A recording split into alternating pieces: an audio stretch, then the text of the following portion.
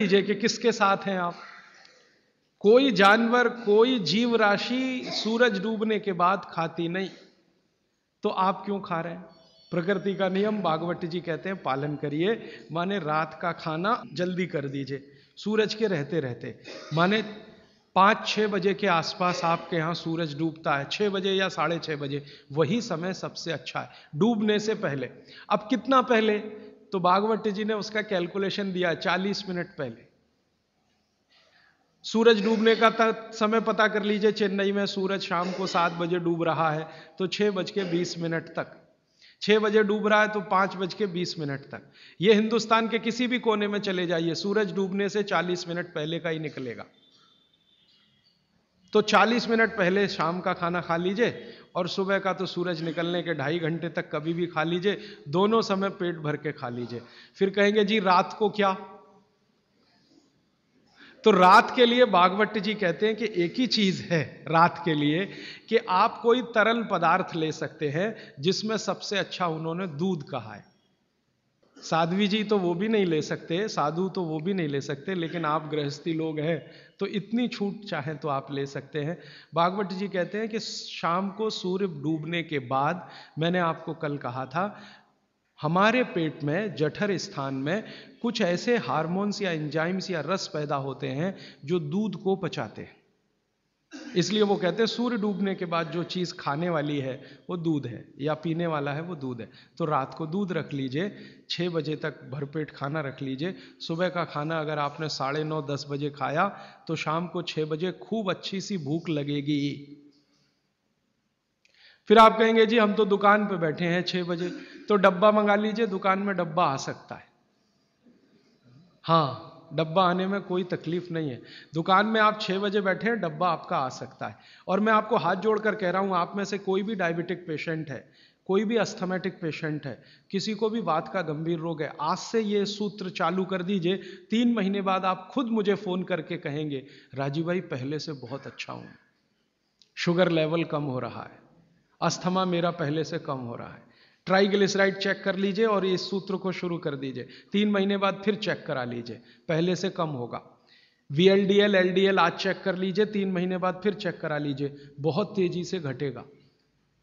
HDL आज check करा लीजिए, 3 महीने बाद चेक करा लीजिए, बहुत तेजी से बढ़ेगा। और HDL बढ़ना ही चाहिए, LDL VLDL कम होना चाहिए। तो ये सूत्र भागवत जी का जितना संभव हो आप ईमानदारी से पालन करिए, वो आपको स्वस्थ रहने में बहुत मदद करेगा। अब इसके आगे का एक सूत्र भागवत जी कहते हैं कि जब भी आप खाना खाएं तो हर समय ये बात का ध्यान रखें, हर समय, कि 2 ऐसी विरुद्ध वस्तुएं एक साथ ना खाएं जिनका गुण और स्वभाव एक दूसरे के विपरीत है। 2 विरुद्ध वस्तुएं एक साथ कभी भी ना खाएं, यह है सीधा सीधा सूत्र। अब आप कहेंगे हमें पता नहीं विरुद्ध वस्तुएं क्या हैं। मैं कुछ विरुद्ध वस्तुओं की सूची बता देता हूं। डिटेल सूची तो भागवत जी ने बताई है। 103 वस्तुएं हैं जो एक दूसरे के एकदम खिलाफ है। 103 वस्तुएं। जैसे सबसे पहली वस्तु उन्होंने बोली है प्याज और दूध, दोनों एक दूसरे के जानी दुश्मन हैं। दूध और प्याज साथ में खाया तो 20 बीमारियां आने ही वाली हैं। सबसे ज्यादा बीमारियां आएंगी त्वचा की। आपको सोराइसिस होगा, आपको एक्जिमा होगा, आपको खाज होगी, आपको खुजली होगी, अगर प्याज दूध साथ में खा रहे हैं तो कभी भी ना खाएं। इसी तरह से वो कहते हैं कि कटहल, कटहल को क्या कहते हैं? कटहल समझते? जैक फ्रूट, दूध और जैक फ्रूट कभी ना खाएं, दोनों एक दूसरे के जानी दुश्मन। और दूध और ऐसा कोई भी फल साथ में ना खाएं जो सिट्रिक एसिड प्रधान है। सिट्रिक एसिड आप समझते हैं, संतरा, मौसम्मी, नारंगी, अंगूर, खट्टी चीज। एक खट्टी चीज तो आपकी बनाई हुई है, एक खट्टी चीज भगवान की बनाई हुई। तो भगवान की बनाई हुई खट्टी चीज है, दूध के साथ जानी दुश्मन है। भागवत जी ने बहुत साल रिसर्च करके बताया एक ही खट्टा फल है जो दूध के साथ खाएं, वो है आंवला। आंवला, आंवला ही एक फल है, खट्टा है, सिट्रिक एसिड भरपूर मात्रा में है, विटामिन सी भरपूर मात्रा में है, कैल्शियम उसमें भरपूर है। यही एक फल है जो दूध के साथ जरूर खाएं।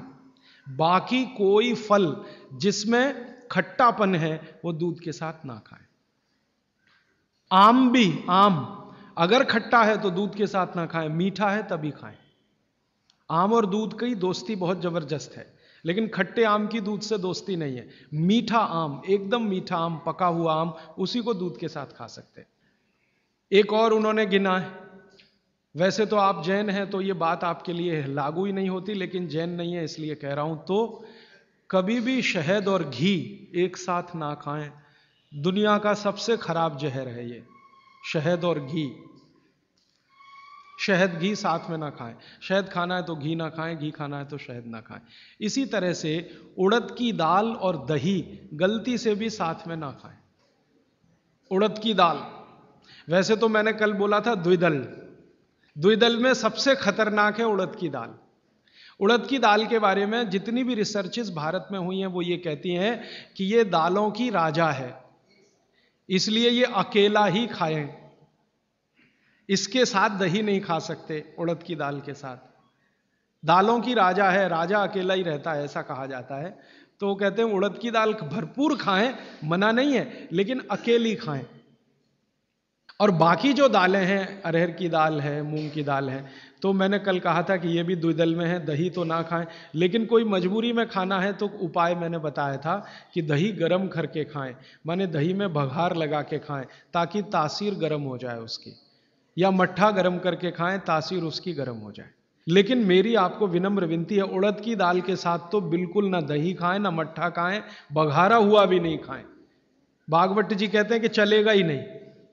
मैंने इस पे मेरे अपने शरीर पे एक्सपेरिमेंट किया।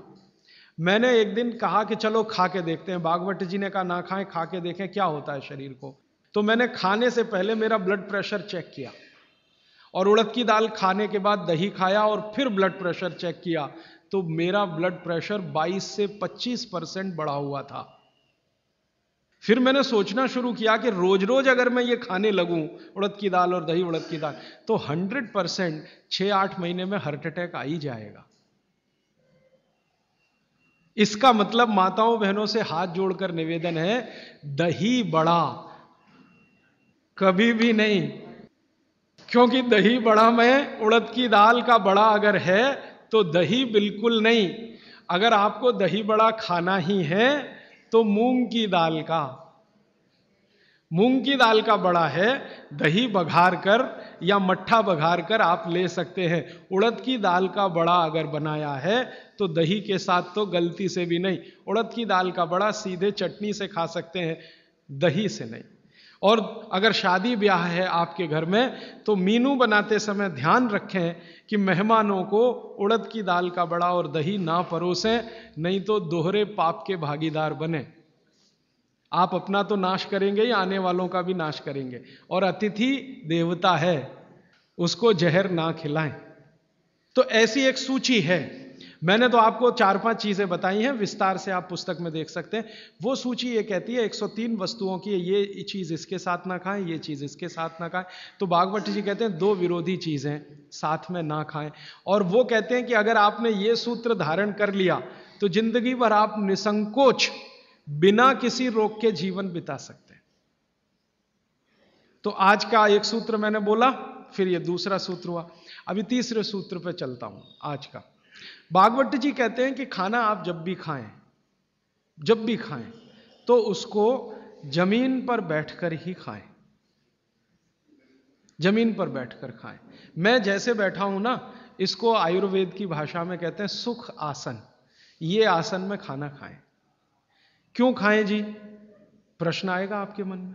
तो भागवत जी समझाते हैं कि जब आप इस आसन में बैठते हैं, सुख आसन में, तो आपके शरीर का जो जठर है ना, ये जो है सबसे ज्यादा तीव्र है, और इस आसन में इसकी तीव्रता हमेशा मेंटेन रहती है। आप अभी कुर्सी पर बैठे हैं, इसमें तीव्रता घट जाती है, और खड़े हो जाएं तो बिल्कुल कम हो जाएगी। कारण क्या है? आप शरीर के बारे में थोड़ा जानते हैं ना, हमारे शरीर में कई चक्र हैं, कई चक्र हैं।